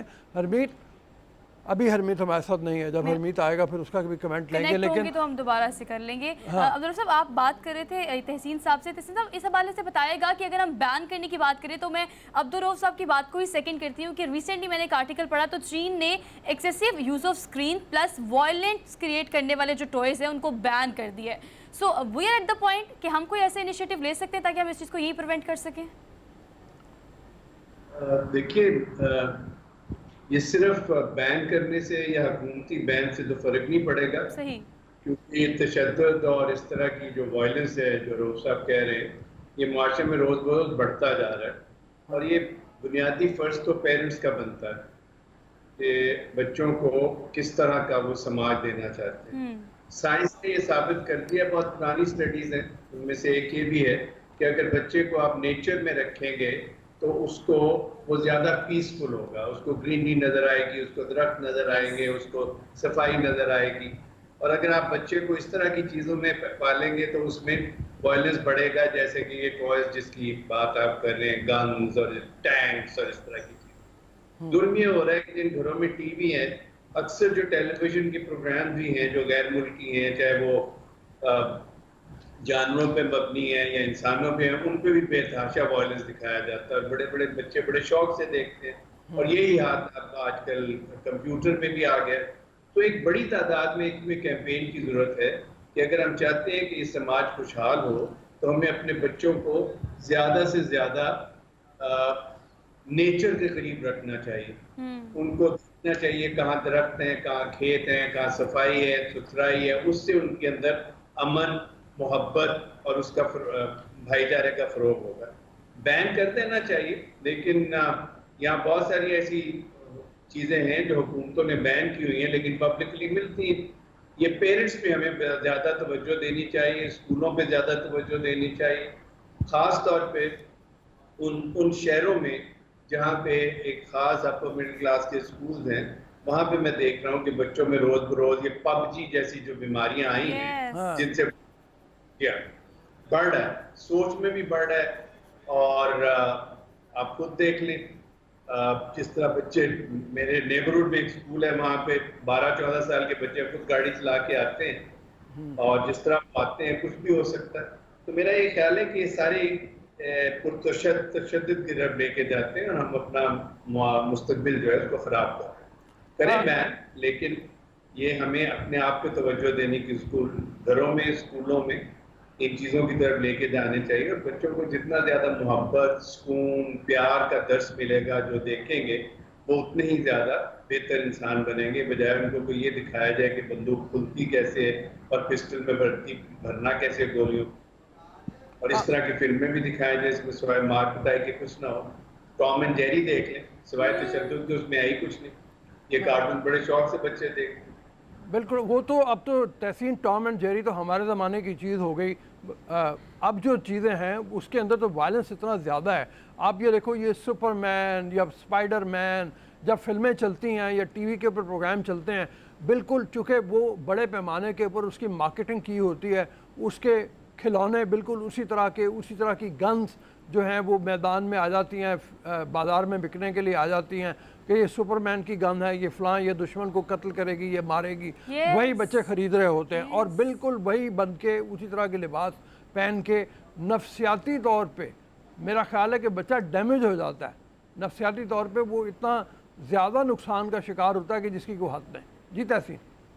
मैं समझता हूँ कि हम इसको खतरनाक नहीं समझते मुआशरे में। हम अब इनको मतलब आप गांव की मार्केटों में भी देखिए, 10 रुपए में प्लास्टिक गन मिलती है, इसमें पानी भर के बच्चे फेंक रहे होते हैं। मतलब इसको हम खतरनाक समझते ही नहीं। जब तक पेरेंट्स और सोसाइटी इसको बुरा नहीं समझेगी कि ये बच्चे की नफ्सियात पे असरअंदाज होता है, बच्चे को नफरत सिखाता है, बच्चे को तशद्दुद सिखाता है, तो उस वक्त तक ये माशरे में हम तब्दीली लाने में बुरी तरह नाकाम हो रहे हैं। अच्छा तहसीन साहब, एक बात बिल्कुल ठीक है कि हमने इस चीज़ को डाइजेस्ट कर लिया है, एज पेरेंट्स भी कर लिए है। अगर आप घर के बड़ों की भी बात करें, हरमीत आप इस हवाले से क्या ऐड करना चाहते हैं कि पेरेंट्स की रिस्पॉन्सिबिलिटी है कि बच्चे क्या देख रहे हैं, जो देख रहे हैं उसी पर आगे से उन्होंने अपनी रियल लाइफ में उसी चीज़ को इम्प्लीमेंट करना होता है? जी बिल्कुल सोहा, जिस तरह तहसीन साहब बात कर रहे हैं कि ज़्यादातर जिम्मेदारी जो है यहाँ पे हुकूमती सतह पर तो बहुत सारे इक़दाम बहुत सारी चीज़ों में किए जाते हैं, लेकिन वही आपको की चीज़ें सामने है कि वही चीज़ें फिर हमें मार्केट में बड़ी आसानी से वो मिल जाती हैं। तहसीन साहब आपसे सवाल करना चाहूँगा कि माजी में जब हम बचपन में, अपना बचपन मुझे याद आता है, तो उस ज़माने में मोबाइल नहीं था और ना इस किस्म की गेम्स थी जिस गेम्स की वजह से आज बच्चे जो है ये रुझान बढ़ता जा रहा है। लेकिन हमारे दौर में भी जब ईद आती थी तो इस किस्म की वो जो पिस्टल वगैरह जो चीज़ें थी वो भी कुछ ठीक नहीं थी, उसमें पटाखे लगते थे और इसी तरह चीज़ जो इस्तेमाल होती थी। आपको नहीं लगता कि रिस्पॉन्सिबिलिटी जो है वालिदैन ने शुरू से नहीं उठाई है? अवेयरनेस की कमी जो है वो पहले शुरुआत से ही नहीं रही है, अभी तो कोई इस पर अमल करना नहीं चाह रहा है। देखिए ये दोनों तरफ से होता है, हुकूमतों और रियासतों की भी कुछ जिम्मेदारी होती है और पेरेंट्स की और सोसाइटी की भी जिम्मेदारी होती है। मुझे बिल्कुल मालूम है, मैं अंदरून शहर का पैदा हुआ हूँ लाहौर में। मुझे बहुत अच्छी तरह मालूम था कि हमारे तो नेबरहुड में हमसायों में बुजुर्ग ऐसे होते थे जिनके सामने हम ऊंचा बोल नहीं सकते और ये फिर सिखाया नहीं गया था, ये फॉर ग्रांटेड लिया जाता था कि ये जो बुजुर्ग हैं ये गांव हमारे इलाके के बड़े हैं और इनके सामने कोई ऊंचा नहीं बोल सकता, बदतमीजी नहीं कर सकता। लेकिन ये तमाम चीजें खत्म हो चुकी हैं। अब आपने मुआशरे में कुछ रुझानात इस तरह के पैदा किए हैं कि पावर और पावर से जुड़ा हुआ तशद्दुद। जुबान में देख ली ना, तो क्या है, अब हम घरों में जिस तरह की जुबान सुनते हैं, बोलते हैं, जिस तरह की जुबान आजकल हमारे सियासतदान बोलते हैं, वो इतनी पुरतशद्दुद है, एक दूसरे के सिवाय गालियां निकालने के बाद भी तो हर तरह की बातें वो कर रहे हैं। एक दूसरे की इज्जत नाम की कोई चीज नहीं है। इसी से मुआशरे में फिर आप देख रहे हैं कि वायलेंस बढ़ता है। ये कोई पटाखे की बंदूक का इशू नहीं है कि आप रियासत की भी जिम्मेदारी है, हुकूमतों की भी जिम्मेदारी है, लेकिन हमारे यहाँ बदकिस्मती से गरीब ममालिक में पानी पीने को हो ना हो, लेकिन गांव में आपको शहर में बंदूकें खरीदने के लिए हर मार्केट में मिलती हैं। अभी तो आप नकली पे रो रहे हैं, मुझे तो लगता ये है कि और 2-4 सालों के बाद आपको असली बंदूकें बच्चे लेके फिर रहे होंगे, जिस तरह का हम मुआशरा बनाते जा रहे हैं। इनसिक्योरिटी है और फिर उसके नाम पे आप सिक्योरिटी के नाम पे, जैसे मैंने अर्ज किया, मैं आज सुबह देख रहा था एक 12 से 15 साल का बच्चा है जो साथ वाले स्कूल में एक बड़ी गाड़ी किया टाइप लेके खुद चला के आ रहा है, वो किसी के साथ भी झगड़ा कर सकता है। तो ये मैं समझता हूँ बड़े वायलेंट से मतलब तशद्दुद से भरपूर ये चीजें हैं। हमारे बचपन में तो उसको बहुत बुरा समझा जाता है। अच्छा तहसीन साहब, रूट कॉज की हम बात कर रहे हैं, आपने जिस बात से शुरू की, इस बात को हमने इस टॉपिक को जिस बात से शुरू किया, आपने भी आगाज़ इसी बात से किया कि आपके वालिदैन की सबसे पहली जिम्मेदारी बनती है कि आपके बच्चे क्या देख रहे हैं, उसमें कितना इंडल्ज हो रहे हैं, उससे क्या सीख रहे हैं, उनकी रियल लाइफ में कितना इन्फ्लुएंस है इस चीज़ का। तो ऑल्दो हमारा स्क्रीन टाइम जो है उसकी वजह से सब कुछ होता है। अब आप पबजी की भी मिसाल आपने दी, तो PUBG is basically an addiction, सिर्फ बच्चों के लिए नहीं, बड़ों के लिए भी। जब हम उससे रोक ही नहीं रहे कि बच्चा पबजी देख रहा है, आजकल तो बड़े प्राउडली भी बाज़ बच्चे कहते हैं कि मेरा बच्चा जो है पबजी में बहुत एक्सपर्ट है। ये तो प्राउड समझना शुरू हो गए हैं सारे। बिल्कुल ऐसा है, बिल्कुल ऐसा है। मैंने जैसे पहले अर्ज किया है कि मेरा फिक्र है, मुझे इस चीज़ का गम है कि हमने तशद्दुद को अपनी ज़िंदगी का एक खासा बना दिया, बजाय इसको कि बुरा समझा जाए। मेरे बचपन में ऊंचा बोलना बुरा समझा जाता है। हम, जैसे मैंने बार बार कहा कि हम बड़ों के सामने बदतमीजी का सोच भी सकते थे, लेकिन अब आपके सामने है कि अब हमारे जो माशरे में हीरोज भी बनते जा रहे हैं वो वही हैं जो कि जबर, तशद्दुद, अमन के खिलाफ गुफ्तगू, इस तरह की बातें करते हैं, वो हमारे हीरोज हैं। हमने कोई अमन, हमने ईदी साहब को तो हीरो नहीं बनाया अभी तक। हमने तो अभी तक वो जो मॉडल्स फिल्मों में से देखे हैं खासतौर पे हॉलीवुड की अमेरिकन फिल्मों से जो देखे हमने, तो उनको अपने हीरोज बनाया हुआ है कि जी एक बंदूक लेके सारा वियतनाम तबाह करके आ जाओ। तो ये मॉडल्स हैं, ये बदकिस्मती है, इस पे हम जितनी ज्यादा बात करें, और ये मैं जैसे पहले अर्ज किया कि हमें हर घर में और हर स्कूल में लेके जाना पड़ेगा कि नहीं, ये हमारे लिए काबिल कबूल नहीं है। और हमारे जैसे ममालिक जहाँ इकोनॉमीज ऑलरेडी बहुत बुरी हालत में है, वहाँ पे आप देख लें, आप कोलंबो में कल क्या हुआ है, वो एक पीसफुल डेमोन्स्ट्रेशन कर रहे थे कई दिनों से, राजा पास्के के लोगों ने आके अटैक किया है, एक एमएल ने एक बंदे बच्चे को मारा है, खुद अपने आप को भी गोली मार ली।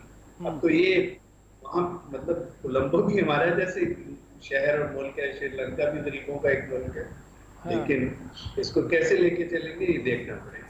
जी हरमीत। अच्छा तहसीन साहब, जिस तरह आप बात कर रहे हैं कि ज़ाहिर बात है कि हुकूमत के साथ साथ पेरेंट्स की रिस्पॉन्सिबिलिटी बन तो रही है, लेकिन साथ साथ अगर हम स्कूल देखें, एक ऐसा पाठशाला होता है कि वहाँ पे हम बहुत सारी चीज़ें हमें सीखने को मिलती है, ज़िंदगी को कैसे गुजारना है, ज़िंदगी कैसे किस ढंग से जीनी है। तो ये बहुत सारी चीज़ें हमें स्कूल बचपन में ही जब टीचर सिखाते हैं तो वहाँ से ही चीज़ें मिलती हैं। आपको नहीं लगता कि इसी की तरह की सोसाइटी में जिस तरह आपने बात की कि आपके घर में बड़ों के सामने, तो हमें तो याद है कि अभी हम हमारे गांव में इस तरह रिवाज है कि बड़ा कहीं से गुजर जाता है तो वहाँ से तो या तो हम साइड पे होते हैं या आराम से उधर ही साइड पे खड़े हो जाते हैं। वो चीज़ आज भी हमारे कहीं ना कहीं हमारे बीच में जो लड़के हैं, लोग हैं, उनमें पाई जाती है। लेकिन आपको नहीं लगता कि अब ये जो सूरत हाल है बिगड़ती जा रही, मोबाइल का दौर है, तो ऐसे में नहीं होना चाहिए कि स्कूल में एक पार्ट सिखाया जाए बच्चों को कि ज़िंदगी ऐसे गुजारें? मेरा ख्याल है बहुत ज़रूरी है, हमारे सिलेबस में ऐसी कोई गुंजाइश नहीं है। हमने कभी सोचा नहीं है कि बच्चों को ये भी सिखाना है कि तमीज़ क्यों ज़रूरी है। कम से कम हमारे बचपन में, मेरे और रऊफ के बचपन में तो सिविक स्टडीज़ होती थी, अब तो वो भी नहीं। अमन पे कोई मैंने नहीं देखा कि बच्चों को बताया जाए कि अमन कितना ज़रूरी होता है, रवादारी कितनी ज़रूरी है, एक दूसरे से मोहब्बत करना क्यों ज़रूरी है, सारे रंगों से मोहब्बत करना क्यों ज़रूरी है। हमने तो ये किया हुआ है कि हमारे जो गाँव में भी स्कूल हैं, अगर उनके बाहर खेत है तो अंदर हमने ब्लू और ग्रीन कलर के डब्बे रखे होते हैं और टीचर दिखाती है ये ग्रीन है, बजाय ये दिखाने के ये बाहर जो सब्जा है ये ग्रीन है। तो हम तो बहुत किसी और तरफ चल पड़े। जब तक आपके सिलेबस में ये नहीं वैल्यूज के तौर पे, इक़दार के तौर पे नहीं आएगा कि हमारे जैसे मुआशरों में मोहब्बत, एक दूसरे की इज्जत करना, तमाम रंगों तमाम नस्लों से मोहब्बत करना, जब तक ये नहीं आएगा उस वक्त तक फॉर्मल सिलेबस में उस वक्त तक शायद तब्दीली ना आए। हमारे बदकिस्मती है कि जो स्कूलों में आप देखते हैं, अभी तक देख रहे हैं, जो मदरसों में स्कूलों में पढ़ाया जाता है और जिस तरह पढ़ाया जाता है और जो पढ़ाने वाले मज़ालिम करते हैं, तो बच्चों को वो घर भी और बाहर भी वो नजर तो आते हैं और वही फिर बच्चे अपने अंदर लेके चलते हैं। तहसीन, किताब से मोहब्बत होती थी हमारा, कम से कम जो बचपन था उसमें लाइब्रेरीज, आना लाइब्रेरी जिसको कहते हैं, मोहल्ले गली में मौजूद होती थी, वहाँ जाके आप किताब ले लेते थे। हमने भी अपने बच्चों को यही सिखाया कि किताब से मोहब्बत करो। तो ये जिम्मेदारी तो कम से कम, आपकी बात बिल्कुल ठीक है, पेरेंट्स की है। किताब से मोहब्बत सिखाएंगे, उसको बंदूक टॉय की बजाय एक छोटा सा किताबचा खरीद देंगे, कोई किताब खरीद के दे देंगे तो ऑटोमेटिकली उस तरफ को जाएगा वो।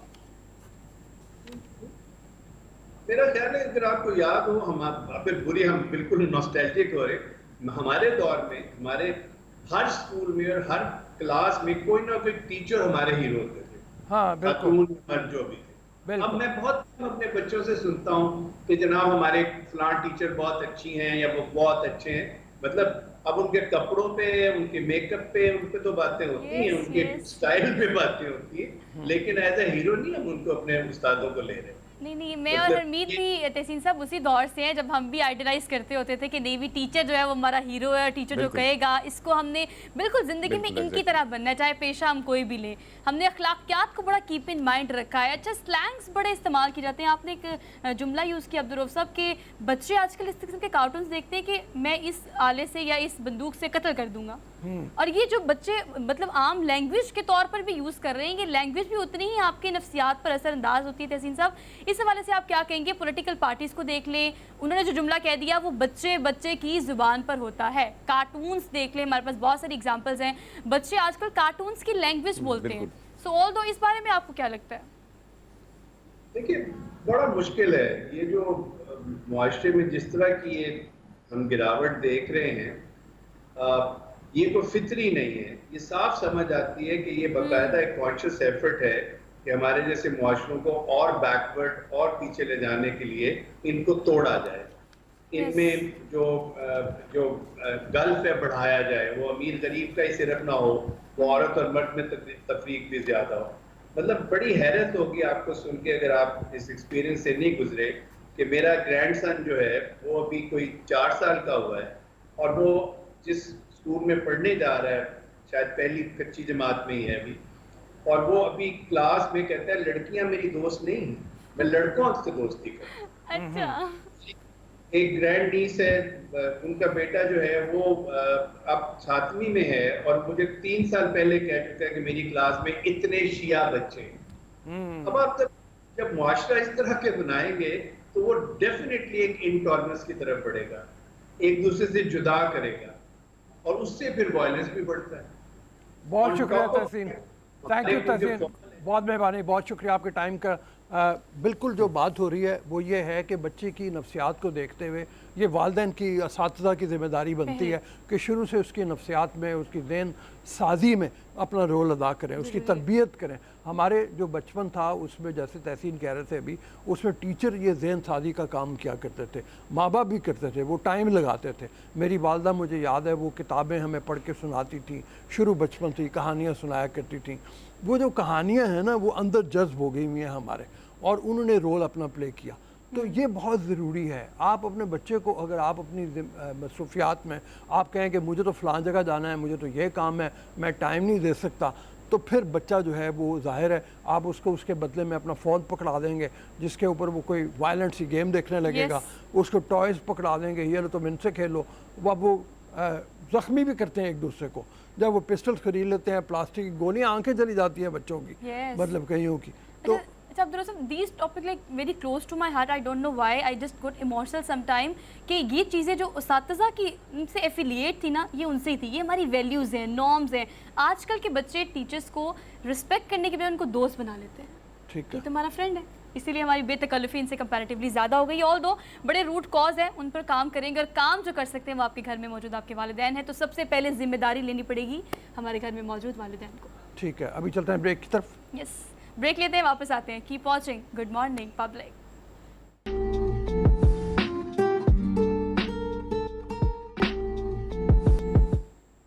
जी, welcome to the show after the break. Bilal Maqsood आप जानते हैं, अनवर मकसूद के साहबजादे हैं, शानदार किस्म के सिंगर हैं। स्ट्रिंग्स बैंड इनका हुआ करता था जिसमें ये फैसल कपाडिया के साथ मिलके परफॉर्म करते थे। बेशुमार गाने इनके बड़े पॉपुलर हुए, लेकिन तकरीबन 30-32 बरस के बाद दोनों की अलहदगी हो गई, दोनों अलहदा हो गए। बड़े अच्छे तरीके पे हुए। फैसल कपाडिया के हमने बहुत से गाने तो देखे, वो मंजर आम पे आते रहे हैं। अभी हाल ही में उनका गाना आजकल चल भी रहा है शहजाद रॉय के साथ, वो काफ़ी सोशल मीडिया पे पॉपुलर भी है। लेकिन बिलाल मकसूद ने तकरीबन 33 बरस के बाद एक नया गाना रिलीज़ किया है, नया। और आपको पता है कि फैंस एक दफ़ा बड़े डिसहार्ट हुए थे। हरमीत, आपको याद है, बहुत ज़्यादा डिसहार्ट हुए थे फैंस जब स्ट्रिंग्स को उन्होंने अलग अलग किया, और उसके बाद लोगों ने बेसब्री से बिलाल मकसूद का ख़ास तौर पर इंतज़ार भी किया है काफ़ी ज़्यादा। सो करने के बाद बिलाल मकसूद ने कहा कि मैं ये सॉन्ग डेडिकेट करता हूँ अपने सारे फैंस को। Shoot was in Turkey, have you seen that? Shoot जो है वो टर्की में हुआ है, और कहते हैं कि दुनिया अगर एक मुल्क होती तो उसका कैपिटल जो है वो इस्तांबुल होता। हरमीत, क्या ख्याल है टर्की के बारे में आपका और इस गाने के बारे में? बिल्कुल, वैसे हाँ, गाना तो बड़ा मज़े का है, और आपकी बात दुरुस्त है कि बहुत सारी चीज़ें ऐसी होती हैं कि जोड़ी, जो आपने बात की कि जोड़ियाँ जो है जब बन के आती है और आवाम के दिलों में, मदाओं के दिलों में जगह बना के, अक्सर हम देखते हैं कि बहुत सारी पाकिस्तान में इस तरह की जोड़ियाँ और टूट के चली गई, अलग अलग उनके वो बने, बैंड्स बने। तो ऐसे में कहीं ना कहीं मदा मायूस होते हैं, लेकिन बहुत अरसे बाद कहीं ऐसा सॉन्ग आ जाए और दोबारा आप सरप्राइज़ दें, और वो भी इतने शानदार लोकेशन पे। टर्की बड़ा खूबसूरत है, बड़ा खूबसूरत मुल्क है, बड़े खूबसूरत लोग हैं वहाँ के। तो वहाँ पे फिर ये जब शूट किया गया और जब आप देखें तो मनाजिर बड़े कमाल के, और वैसे भी गिफ्ट है, एक नया सरप्राइज़ है आवाम के लिए। तो मेरे ख्याल में मदाओं को ये ज़रूर पसंद आएगा। बिल्कुल, जिस तरह से पिक्चराइजेशन है और बीट भी बहुत अच्छी है, गाया भी अच्छा हुआ है, मदाओं को ज़रूर पसंद आएगा। खैर, हम बात कर रहे थे जोड़ने की और अलग होने की। तो जोड़ा बहुत स्ट्रिंग्स बैंड ने बहुत से लोगों को जोड़ा। मुझे याद है बहुत इनको शौक से सुना करते थे लोग। जिस वक्त, अब 33 साल पहले की बात है, इनकी दोस्ती जो थी बिल्कुल उस वक्त आप लोग तो मेरे ख्याल में पता नहीं हो गई कि नहीं हो गए, हरमीत, आप थे? पैदा ही मैं नहीं थी। हो गए। ना मैं बिल्कुल था, बिल्कुल था। नहीं नहीं नहीं था। पर ये याददाश्त में नहीं है ये चीज़ें, मैं पर मैं था। हाँ, तो लेकिन अब इस वक्त जो बात करने जा रहे हैं हम, वो दिलों को जोड़ने की नहीं है, बल्कि अच्छा। हमने थोड़ी देर पहले पॉलिटिकल बहस हमारी चल रही थी और वो ये चल रही थी कि लोग अलग अलग हो रहे हैं, लोग आपस में नफरत की हद तक चले गए हैं। और उस बल्कि रऊफ साहब, अगर जिस मुझे जब याद है कि बाहर दुनिया में जब हम थे तो बहुत सारी चीज़ें हमने ऐसी देखी हैं कि लोग अलग अलग होते, अलग अलग रहते थे और हम हैरान होते कि भैया आप पूरी फैमिली आई और अलग अलग बैठे हुए हैं। आज हम वही चीज़ पाकिस्तान में भी देख रहे हैं और बहुत सारी चीज़ें जो है आप देखें, आप किसी घर में जाते हैं, अब मैं अपने गाँव गया तो वहाँ पर देखा कि भाई चलो गाँव में तो थोड़ी बहुत मिठास जो है वो रह चुकी है, लेकिन हाँ मोबाइल के आने की वजह से आपके जो दोस्त हैं वो भी बिजी हैं, कहीं ना कहीं गुम नज़र आते हैं, आपके जो रिश्तेदार हैं वो भी कहीं ना कहीं गुम नज़र आते हैं। तो आपकी बात दुरुस्त है। फिर सियासी मामलात को अगर देखें तो बहुत सारी चीज़ें हमें अलग अलग नज़र आ रही हैं। अच्छा, आप सियासी के हवाले से सियासत तक पहुंच गए हैं तो इसी को आगे हम चला लेते हैं कि एक घर में 5 लोग हैं और पांचों का नज़रिया भी मुख्तलिफ है। कोई इमरान खान की तरफ है, कोई नवाज शरीफ की तरफ है, कोई जरदारी को सपोर्ट करता है। यही चीज़ हम शोबिज़ इंडस्ट्री में भी देख रहे हैं। अब्दुल रऊफ साहब, स्टेज तबका जो है, स्टेज अदाकार जो ज़्यादातर प्रेफर करते हैं नून लीग को, और हम देखते हैं कि शोबिज़ इंडस्ट्री की ह्यूज फैन फॉलोइंग है। इमरान खान को सपोर्ट करने के लिए ट्वीट्स बहुत सारी की और इसके अलावा इंस्टाग्राम पे बहुत ज़्यादा फॉलोअर्स हैं, बहुत ज़्यादा सपोर्ट करते हैं। तो ये जो यहाँ पर डिस्ट्रीब्यूशन हो गई है, इसको अब हम जरा, हमारे पास एक्सपर्ट भी हैं, उनसे बात कर लेते हैं। जी चलिए। अस्सलाम वालेकुम सफ़ीना। अस्सलाम वालेकुम। क्या हाल है? आप राइटर हैं, आप मॉडल हैं और इसके साथ ज़ाहिर है शोबिस के साथ आपका ताल्लुक़ रहता है। ये डिवाइड जो है, जो पहुंच गई है अब अदाकारों तक, राइटर्स तक और फ़नकारों तक, इस डिवाइड के बारे में ज़रा हमें कुछ बताइए। मतलब इसके अंदर भी क्या इसी तरह के पैगामात आपको देखने को मिल रहे हैं, जहाँ पे हम उसको कहते हैं कि जो आम पब्लिक है वो तो ऐसे पैगामात पे आ गई है जहाँ पे नफ़रत अंगेज़ किस्म का मवाद हमें मिलता है, लेकिन क्या जो राइटर हैं, जो फ़नकार हैं, जो एक्टर हैं, उनके अंदर भी इसी तरह का तासुर है या उनके अंदर कम से कम अभी डिसेंसी मौजूद है? मैं सबसे पहले स्टार्ट इस चीज से करूंगी बहैसियत कौम। पाकिस्तान के अंदर नेशनलिज्म की बहुत ज्यादा कमी है। इसके बाद मैं नेक्स्ट आपसे बात करती हूँ कि हम लोग सोसाइटी डिवाइड क्यों है। उसकी मेन रीजन कि हम लोग धड़ेबंदियों में डिवाइडेड हुए हैं। कोई पॉलिटिकल पार्टीज अब ज्यादा, पहले हम होते थे जब छोटे थे तो हम कहते थे कि जात पात में हम बहुत इन्वॉल्व हैं। अब हमारी जो सोसाइटी ने शिफ्ट किया है वो पार्टीबाजी में शिफ्ट हो गया है। अब हम जात पात में इतना नहीं जाते, लेकिन अब हम पॉलिटिकली एक दूसरे को देखते हैं कि अच्छा आपको कौन सी पॉलिटिकल पार्टी को सपोर्ट करते हैं, ओके आपके नाम पे टैग लग गया, आपके नाम पे टैग लग गया, आपके नाम। पाकिस्तान की कोई बात नहीं करता है। अगर हम सोशल मीडिया के ऊपर देखें तो आजकल अगर जिस तरह से पाकिस्तान की बहुत सारा तबका, जैसे मियां मोहम्मद नवाज शरीफ साहब को उनको लंदन में आके हमारा जो थिएटर का है पूरा फनकार तबका वो आके मिलता है, तो वो उसको बहुत ज्यादा ग्लोरीफाई करते हैं। वो उनके साथ खड़े होकर तस्वीर बनाते हैं और अपनी तरफ से ये पोर्ट्रे करने की कोशिश करते हैं कि पाकिस्तान का ये तबका जो है वो मियां मोहम्मद नवाज शरीफ का मुंतज़िर है। अगर दूसरी तरफ जो हमारे पाकिस्तान का टीवी फेस है, जो फिल्म इंडस्ट्री है, या पाकिस्तान का जो आजकल के जो हमारे ड्रामा से रिलेटेड हमारे फनकार हैं, अगर वो गलती से इमरान खान को सपोर्ट कर दें तो उनके ऊपर बैश किया जाता है, उनको क्रिटिसाइज किया जाता है, कि मॉक किया जाता है लिटरली उन लोगों को कि ये लोग सपोर्ट क्यों कर रहे हैं इमरान खान को। तो ये डिवाइड जो है हमारी सोसाइटी के बहुत खतरनाक हद तक प्रिवेल कर गई है हमारे अंदर। आप लोगों को भी तो कोई ना कोई सपोर्ट कर रहा है ना। अगर हमारे थिएटर के स्टेज के भाई बहनें आपको सपोर्ट कर रहे हैं तो वो आप उसको लेके प्राउड कर रहे हैं, और अगर कोई तबका जो है जरदारी साहब को सपोर्ट कर रहा है या इमरान खान साहब को सपोर्ट कर रहा है या सोहन किसी भी पार्टी को सपोर्ट कर रहा है, तो आप उनको लेबलाइज करते हैं, आप उनको टैग करना शुरू करते हैं, डिमीनिंग वर्ड यूज करके आप उनको लेबल करते हैं और उन लोगों की असैसिनेशन की जाती है, which is absolutely wrong honestly, and ये बहुत खतरनाक हद तक बढ़ता जा रहा है। जी हरमीत। अच्छा सफ़ीना, हमने एक चीज़ देखी है माजी में भी, बल्कि अदाकार फिल्म इंडस्ट्री से जुड़े लोग वैसे भी अमन के सफ़ीर माने जाते हैं पूरी दुनिया में माना जाता है। लेकिन हम देख रहे हैं कि कभी सियासत से आप लोग बड़े दूर हुआ करते थे, अचानक ये रुझान बढ़ता क्यों जा रहा है? कि जितने हम अदाकार देख रहे हैं उनके ट्वीट्स देखते हैं, बड़ी सख्त किस्म की गुफ्तगू भी की जाती है, तो अल्फाज भी उनका जो चुनाव होता है वो भी बड़ा सख्त किस्म का होता है। ट्विटर पे चाहे देखें या फेसबुक पे देखें या इंस्टा पे देखें, क्या कहेंगी इस हवाले से आप? जब मैं पाकिस्तान के टीवी से रिलेटेड थी और पेपर मीडिया तब होता था बहुत ज्यादा, टीवी तो पीटीवी वर्ल्ड होता था, सब आप तो जानते हैं बहुत अच्छी तरह से। तब हमारे पास लिमिटेड था, फनकार जो थे या जो टीवी से रिलेटेड फेसेस होते थे उनको अपने काम से काम होता था, सोशल मीडिया नहीं था। आप लोगों ने अपना काम किया एंड दैट्स इट, आपका यही काम होता था, सॉफ्ट इमेज जो आप पूरी इंटरनेशनली वर्ल्ड में होता है। लेकिन अब ये हो गया है कि मीडिया और टीवी इतने ज्यादा आ गए हैं, सोशल मीडिया जिस तरह से हमारी लाइफ के अंदर आ गया कि ओपिनियन देना हर बंदे का फर्ज हो गया। और अब टीवी कहीं जो फनकार का काम था ना, ड्रामा, वो कहीं साइड पे चला गया। पाकिस्तान की जो नेशन है ना, उसको सियासत में बहुत ज्यादा इंटरेस्ट हो गया है। और जब पाकिस्तान में इंटरेस्ट हो जाए तो फनकार उससे दूर कैसे रह सकते हैं? उनको भी अपनी ओपिनियन देनी है। और देखिए, हर फनकार चाहे वो थिएटर से हो, टीवी से हो, फिल्म से हो, वो भी तो वोटर है ना कहीं ना कहीं। तो आजकल लोग ज्यादा, पहले लोग डरे रहते थे, सहमे रहते थे कि हमें बस इसी से रिलेट है, हमें कंट्रोवर्सीज नहीं पढ़नी है। लेकिन अब लोग बहुत ब्लंट हो गए हैं, अब लोग अपना खुल के मौकफ रखना चाहते हैं, चाहे वो किसी भी प्रोफेशन से हो, वकील हूँ, डॉक्टर हूँ, कोई भी, जस्ट नेम इट, स्टूडेंट हूँ, हाउस वाइफ। जितनी ज्यादा सोशल मीडिया के ऊपर मैंने देखी है, उनका मेरे साथ इंट्रैक्शन होता है, लिटरली मैंने लोगों को इमोशनली ब्रेक डाउन भी होते हुए देखा है जब मैं कोई स्पेस वगैरह होस्ट कर रही होती हूँ सोशल मीडिया के ऊपर। तो लोग बहुत ज्यादा इमोशनली अटैच हो गए हैं। हीरोइज्म से छोड़कर सियासत के जो है, इमरान खान साहब डेफिनेटली बहुत बड़ा एक रीजन है पाकिस्तान के अंदर लोगों को मोटिवेट करने के लिए और उनको इमोशनली अटैच करने के लिए अपने साथ। अच्छा सफीना, जैसे आपने अच्छा बताया। सफीना, एक चीज हमने देखी है भारत में। जी हरमीत, जी हरमीत, खड़का दूं सवाल? हाँ हाँ हाँ हाँ, बिल्कुल। सफीना जी, हमने जो है वो देखा है भारतीय इंडस्ट्री में भी इस तरह था कि पहले तो नहीं था रुझान, फिर उसके बाद हमने देखा बहुत सारे अदाकार जो है, अब भी बहुत सारी खवातीन अदाकाराएं फिल्म इंडस्ट्री से निकलकर वो लोकसभा और वहाँ पे बैठी है, पार्लियामान में बैठी है, सियासतदान पूरी बन गई हैं। तो आपको लगता है कि ये जो मामला चल रहा है सोशल मीडिया से हटकर, आप पॉलिटिक्स में भी कदम रख सकते हैं हमारे अदाकार अदाकाराएं?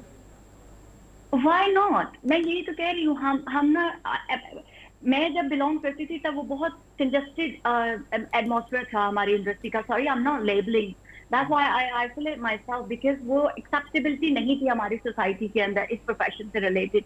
पता नहीं क्यों बहुत ही ज्यादा डिमीनिंग वे में ऐसे लोगों को समझा जाता था कि ये पता नहीं कहाँ से आए हैं, you know, that sort of thing. But now industry totally change. पढ़े लिखे माशाल्लाह एंड वेल नोन फैमिली से बिलोंग करने वाले जो लोग हैं वो टीवी पे जाते हैं और अपने आप को प्राउडली रिप्रेजेंट कर रहे हैं। अब अभी हमारे यूक्रेन के जो हेड है वो भी एक फनकार इंडस्ट्री से बिलोंग करते हैं। भारत की जो इंडस्ट्री है वो तो भरी पड़ी है अब असेंबली के अंदर। Why not Pakistan? क्यों नहीं पाकिस्तान को आप लोग समझ सकते हैं? क्या फनकार इस काबिल नहीं है कि वो लोग आपको जाके रिप्रेजेंट कर सके असेंबली के अंदर? क्या वो जहन नहीं रखते हैं? क्या वो बात नहीं करते? अपनी बात रखने का उनको तरीका नहीं आता? मेरे ख्याल से वो बाकी लोगों से ज्यादा बेहतर रख सकते हैं। और दूसरी बात, सियासतदान भी तो फनकार ही होते हैं ना। आप मुझे बताएं कि वो भी तो, मैं इनको अक्सर सोफोल कहती हूँ कि फनकार बस में बेचने वाला, वो चूरन बेचने वाला वो शख्स होता है जिसने ऐसे मिनटों में क्राउड को फटाफट चीज बेच के निकलना होता है, क्योंकि उसको पता है कि बस में चल पड़ना और मैंने निकलना है अभी बाहर। तो फनकार की तरह ये हमारे सियासतदान भी एक पूरे बड़े फनकार हैं, सियासतदानों से भी ज्यादा बड़े फनकार हैं, क्योंकि वो जो हमारे पाकिस्तानी अवाम है उनके इमोशंस के साथ खेलना है। उनको देखना है कि कब, कहाँ, किस वक्त हमें कौन सा कार्ड यूज करना है। शहबाज गिल ने तो रिकॉर्ड ही तोड़ दिए वैसे। शहबाज गिल ने रिकॉर्ड तोड़ दिया, कह रहे हैं शहबाज गिल ने तो रिकॉर्ड तोड़ दिए हैं सारे एक्टिंग के।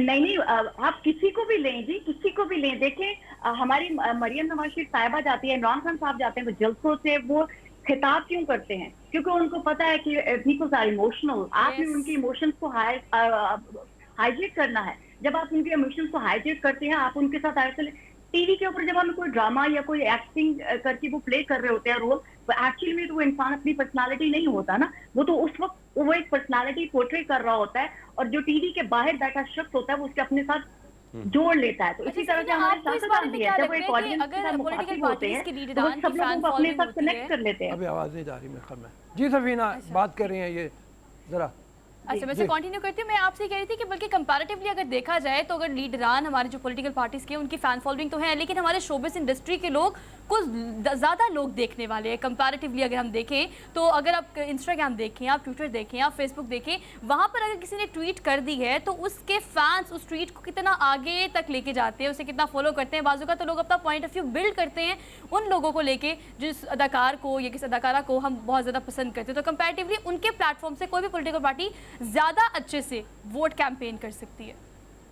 As I'm saying कि ये हेल्दी साइन है कि हमारा जो फनकार तबका है उसकी सोसाइटी में एक्सेप्टेबिलिटी बढ़ गई है। लोग उनकी आवाज को सुन के देखे ना, पॉलिटिकल पार्टी जो है कोई भी फनकार उनके लिए कुछ भी ट्वीट कर देता है, उसका सिस्टम जो है ना उस पार्टी का उनको ऐसी आरती करके घुमाता है कि बस वाह वाह वाह वाह क्या हमारे हाथ में बात कर दी है। और अगर यही किसी दूसरे फनकार ने किसी और के लिए कर दी है, ये है कौन, ये फक्कड़पन, ये भान करने वाला, आई मीन इस तरह के डिमीनिंग अल्फाज यूज उसको डिग्रेड करने की कोशिश की जाती है। तो प्लीज खुदारा बस मैं सबसे रिक्वेस्ट यही करूंगी कि कोई फनकार भी कहीं से भी रिलेटेड है, किसी को भी सपोर्ट करता है तो वो अपनी राय दे रहा है, अपनी पसंद और नापसंदीदा का इजहार कर रहा है। आप भी उसको उसी तरह से लें कि अगर एक फनकार आपको सपोर्ट करता है और आप उसको बड़ा ऑनर के तौर पे लेते हैं और दूसरा दूसरे के लिए भी उसी तरह से होना चाहिए। बस आप डिवाइड मत करें सोसाइटी को, सबको अपनी राय देने का हक रहने दें उनके पास, आप उनसे वो ये मत छीनें। अच्छा, जैसे हमने बात अभी की कि पॉलिटिकल डिवाइड की वजह से नफ़रत बहुत बढ़ गई है, और हम ये भी बात कर रहे हैं कि फैंस जो हैं वो फॉलो करते हैं जहाँ पॉलिटिकल पार्टीज़ को, वहाँ पे आर्टिस्ट को भी मतलब वो सपोर्ट कर रहे होते हैं, उनके पीछे जा रहे होते हैं। तो ऐसे मौके पे जब इतनी नफ़रत बढ़ गई है, आप नहीं समझती कि फ़नकारों को सामने आना चाहिए, कोई यूनाइटेड सा फ्रंट बना के उनको, जैसे आप कह रही हैं पाकिस्तानियत कम हो गई है, नेशनलिज्म कम हो गई है, कोई ऐसा स्ट्रॉन्ग पैगाम दें कि जी आप सियासत में रहें, आप ज़रूर सियासत करें, ज़रूर सियासतदानों को सपोर्ट करें, लेकिन इस हद तक ना चले जाएं कि नेशनलिज्म को नुकसान पहुंचने लगे। मैं हमेशा बार बार एक चीज रिपीट करती हूँ, मुझे फील होती है वो बहुत बुरी तरह से कि पाकिस्तानियों के अंदर नेशनलिज्म की कमी है। आप भारत का मीडिया देख लें, कोई बात हो जाती है, उनके एक्टर देख लें, कंगना की बात देख लें, उन्होंने सोशल मीडिया के ऊपर किस कदर आके अपने भारत को सपोर्ट किया, इतने बुलंद और दबंग तरीके से कि ट्विटर को उनका अकाउंट सस्पेंड करना पड़ा, लेकिन उन्होंने किया, वो डरी नहीं है। तो ये मेरा कहने का मकसद है, एक तो बहुत वोकल होकर बोलने की जरूरत है और पाकिस्तानियों को ये बताने की जरूरत है पाकिस्तान इज ऑलवेज फर्स्ट, पहले पाकिस्तानी, उसके बाद आपको वोट देने का हक है, जिसको मर्जी दें, जिसको सपोर्ट करना है आप करें। हमें को पे नहीं करता है कि आप ये हमारी कैंपेन रन करें। अगर हम अपनी पर्सनल पसंदीदगी और नापसंदीदगी का इजहार करते हैं तो आपको उसको हमें भी एज इंडिविजुअल के तौर पे ही लें। अगर हमारी सपोर्ट आपको फायदा पहुंचाती है तो आप हमारा जो क्रिटिसिज्म है उसको भी आप बोल्ड तरीके से ही लें और अब उसको ठीक करने की कोशिश करें।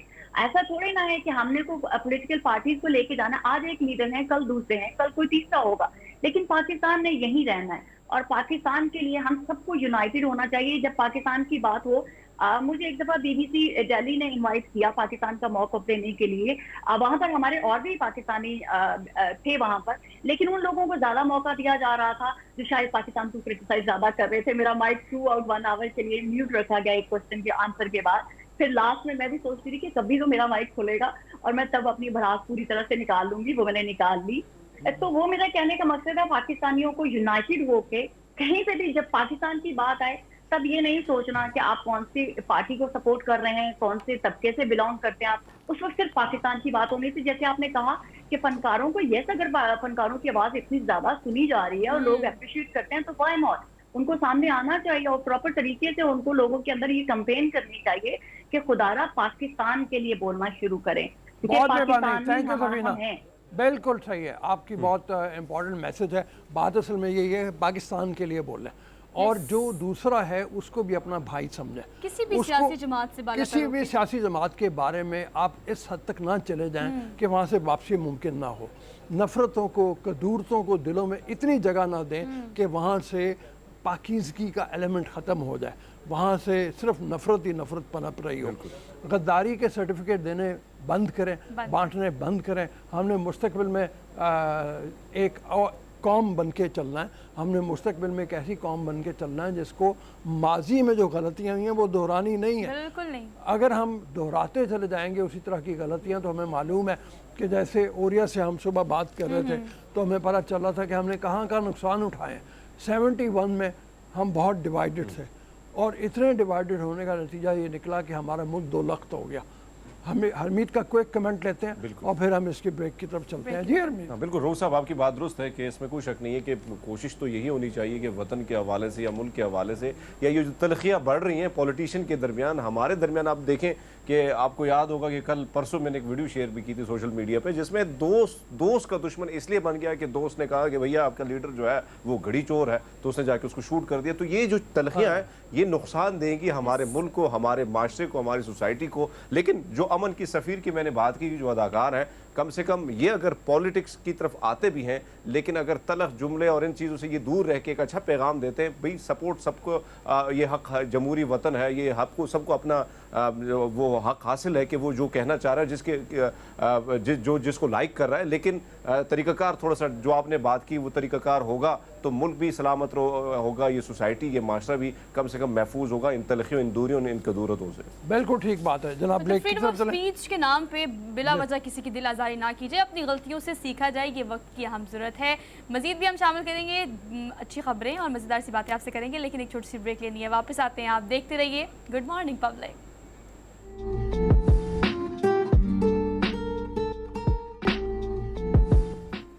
जी welcome to the show after the break.